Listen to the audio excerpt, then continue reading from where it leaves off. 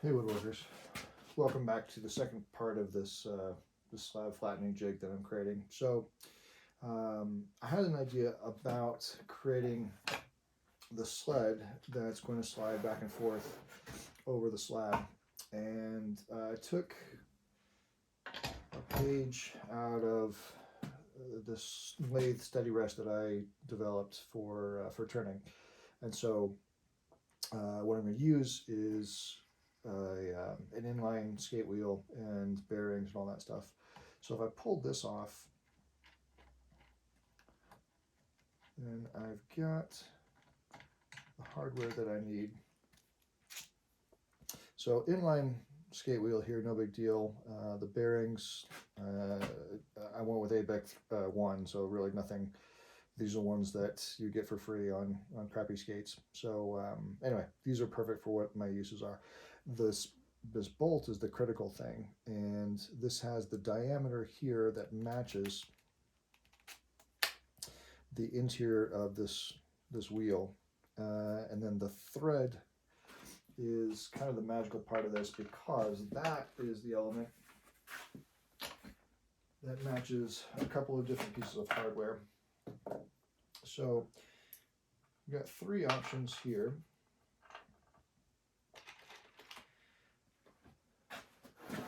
In descending order. So I've used these threaded inserts. I hope you can see those. These are usually made out of brass. Sometimes they're a zinc plated soft metal, and they're okay. They thread into this 1/4 20 size bolt, and the idea is that this part gets mounted or threaded into wood, plywood, whatever it is you're trying to mount it into. The issue with these becomes in the orientation or the alignment, because it's really easy for these to start to develop a strange angle. So these are good. I bought a box of these a million years ago thinking I would use them up because I thought I liked them, but I realized that I don't like them as much as I had hoped I was going to, because there's a couple of other options. This thing here is referred to as a T-nut. Let me see if you can make this out. Yeah, so a T-nut has these little barbs on the bottom, and what you'll do is you'll drill out a hole, so the OD of this little sleeve, and then press this into the wood. So mounting this down, those barbs hold this into place so that when you're tightening these threads in, it kind of holds it into place. And I like these a lot better than those threaded inserts. And truth be told, I would probably end up using these for this application, except for the size is not quite right. These come in different thread sizes. Anyway, I bought a box of those. I use those all the time. What I used instead was a part of this connector bolt hardware, knockdown hardware for furniture. So it's this female section here that I'm after. So this bolt is good. The end of both of these have the same, I think it's a 4mm Allen wrench that you'll tighten and loosen these. Anyway, so this sleeve or this nut section here, this is the part that is kind of magical for what I'm talking about. So in talking about the hardware here, I wanted to develop a system where, as this thing is sliding back and forth on the jig, then I have very little resistance, but I have good alignment for keeping this thing from racking or sliding laterally. Not a huge deal if I do this, but if I start to introduce some angles here, it basically exposes the corners of this jig, and that could start to bind as I'm starting to slide this down, and it's a bit of a mess. So what I want to do, you can see that I've started on this end here. I have an inline wheel here. This will rest against the outside wall of this jig, and I can get this to have good resistance or location on this jig as I'm using it. Now, the issue becomes if I match this other side to exactly the location of where this wheel goes, then I'll have two center points and it will start to pivot in ways that I'm still going to run into finding these corners or opposite corner over there. So what I'm hoping to do is eliminate the racking that I have. I probably could have made this jig without this kind of a gap. Before I put the wheel on, you can see that there's some play back and forth, and I thought these wheels would be a good solution for it. Now, a low-tech alternative to using wheels is just to have a longer rail here, and I could connect this rail here, and then I can get this to slide back and forth. I've now increased the location of where these corners are, and this will give me a pretty easy way of moving this back and forth. And that's good. I could probably do this on both sides. I'd be fine. I think the danger exists if I only put one of these little filler pieces on one end, not both, because if I just put this here, I'm not using a wheel for this example. If I just do this, I think any amount of racking is going to start to introduce those corners on the opposite side. So anyway, what I'm going to do is either install this, but I think what I want to do is have both of these wheels. If I have two of them over on this side, one over there, I've created a triangulation of where those contact points are. And anyway, that's going to be the system I'm going to try out here. The other thing I kind of like about this system is that there's some give with these wheels. They're relatively soft depending on the diameter that you've chosen, but anyway, that will help to kind of guide this and keep this whole thing into place. Probably way overkill, way over engineered, but unfortunately that's kind of my MO, not for better or worse. All right, so what I want to do now is find dead center of where these bearings go on this side, and then make a location there so I can start to drill.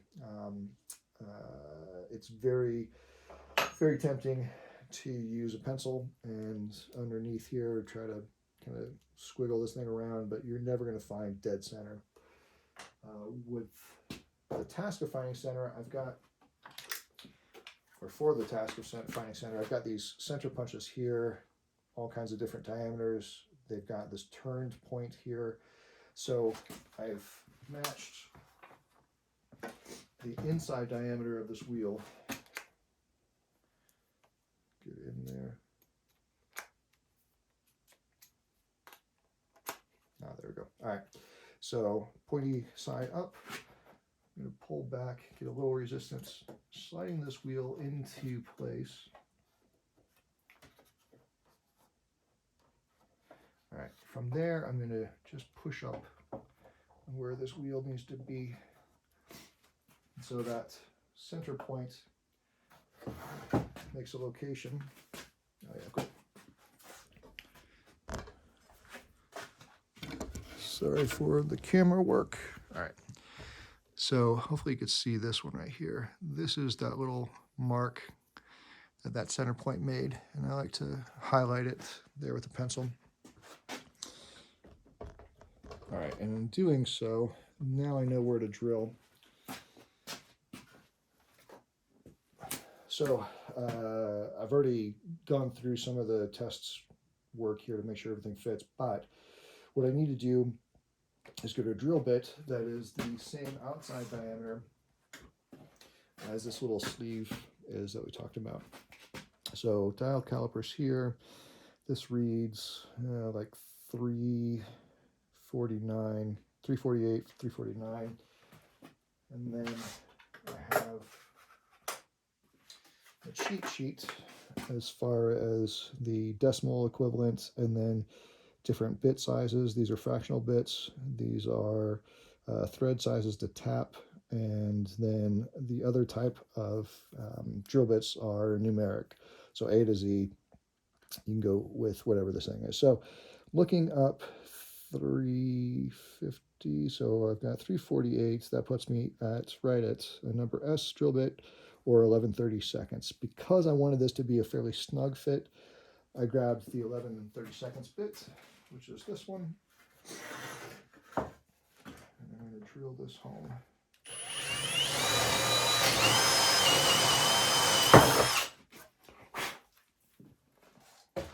Alright, I'm not going to make the same mistake I made earlier, which was mounting this on the bottom side. My wheels need to go there. That means this thing goes on the top. I don't care about the tear out that exists there, because there's nothing that's going to be pretty about this jig.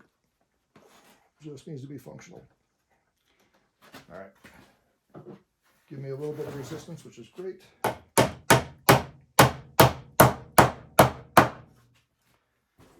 Probably not the best thing to do for your jig, to hammer on top of it, or your table saw, but I did it. Not proud of doing it, but I did it. All right, where's my connected bolts hardware? We've got too many things floating around. You were here a second ago, and now you've escaped.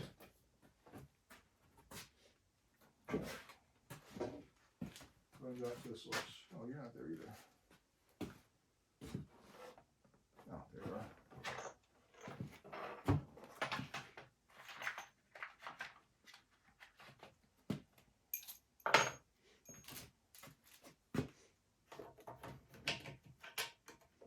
Perfect. All right. I'm going to go with these longer, oops, I needed my washer. I'm going to go with these longer bolts that are not quite as well fitting inside of these wheels. There's a little bit more slop, a little bit of wiggle, but I think I'm going to be okay with this. Washer is going to go between the wheel and then my jig, just so it allows to spin a little bit more freely. And I hope that you can thread on. No, you're not long enough, are you? Ah, shoot. Yeah, you're definitely not. Okay, well, that solves that. So if I had longer connector bolts, which I do, I can get these things to engage. And oops, the beauty of this is that any excess length of this bolt is just going to kind of poke out on the top of this jig, I think. No, I'm not going to do it. Ah, shoot. I'm in no man's land. All right, I've run on this before. I'm not quite sure what I want to do about this. I can either, what can I do? I can either cut the extra length off of this bolt and then clean up the threads here so this will engage. The problem is I run into a situation where the top of this bolt is not threaded all the way through. So these are not intended to penetrate all the way through this surface. So I get to a certain point and then they kind of stop. And yeah, it's probably the easiest thing to do is cut this one off. Given the amount of time to do that, I think I'm going to skip it and I'm going to go back to my other option, which is just putting this guy on. I think at this point I'm overthinking this a bit, and I just need to get routing. Yeah, that's what I'm going to do. All right, so I'll put this thing on and then I'll start routing. The thing that I wanted to talk about before I start doing any of this is going to be, I've got a ton of resistance on all of this. There's a lot of friction points here, and even with the router in this environment, all of this flat plywood surface here on the base of the router, that was creating a little bit of chatter before I did some magic to it. But as I was pushing this thing through, it would vibrate a little bit, and that's going to translate to a really horrible cut on the board. So what I did was I used paste wax and I waxed the hell out of this thing. So all the way over here, let it dry so that it's just that really nice waxy surface. It's not gummy, it doesn't stick, but here I've got virtually no resistance for this thing at all. Then I also have some longitudinal clearance, so I'm really not anticipating this is going to be an issue. All I'm working on is just putting a little bit of force down, locking this into place at that height, and then back and forth, sliding this thing over, and so on and so forth until this thing has been cut. The other bearing surfaces are, or will need to be addressed, are going to be either the bottom of this jig, just in this little row here and here, or it makes a little bit more sense to me because it guarantees that I'm going to be hitting these areas where I need them, is going to be the top edge of the jig on both sides. And by waxing these, I'm sure that this is going to be a pretty seamless operation, which is what I want at this point especially. All right, so a good pile of wax and just laying it on thick, reloading. If you've seen any of my drawer fitting videos, this will look somewhat familiar. There's some dry materials that I could use, dry lube type of situations, but for the money and versatility, I just don't know if you could do much better than a paste wax for this application.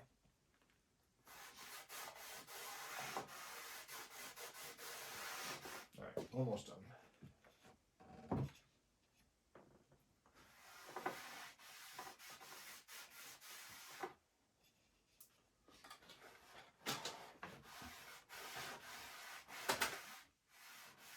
I need to do this first, so you could suffer through watching me. Just because I want that to dry up a little bit more. So once that's curing, then this will be able to slide pretty effortlessly where I want it to go.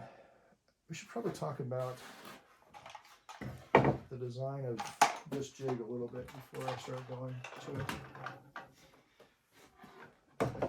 So first things first, it's going to be the location of my router. You can see that I've put these little spacer blocks in here, and I wanted to capture the base of this router a little bit more closely. I could have left these things off, which would have given me a lot more lateral movement of this router, and I just feel like there's a lot of moving parts with this stuff. I didn't want to bind these points there and there, as I mentioned, because I do want this to go back and forth freely. So anyway, that's where that thing is at. The location of this, it had to be kind of this thickness because of where this column terminates over here on this side.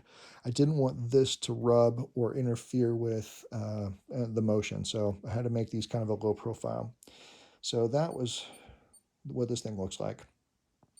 The other thing about this is there are different styles that one can do for these types of jigs. And I think some of this makes more sense for this size.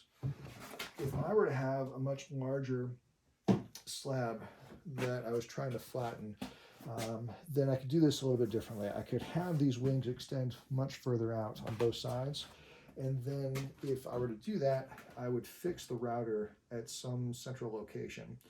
The rationale there being, if I could fix the router, then I don't have to reach or extend across a really wide board. If this was maybe 6 or even taking full advantage of an 8-foot long piece, I can fix the router where it needs to go, and then I just push the whole jig. Oops. Okay. So I just push the whole jig back and forth without having to extend my body over to where it needs to go. But again, given the size, this seems to be a good fit. The shape of this is kind of taking advantage of the strength of the plywood.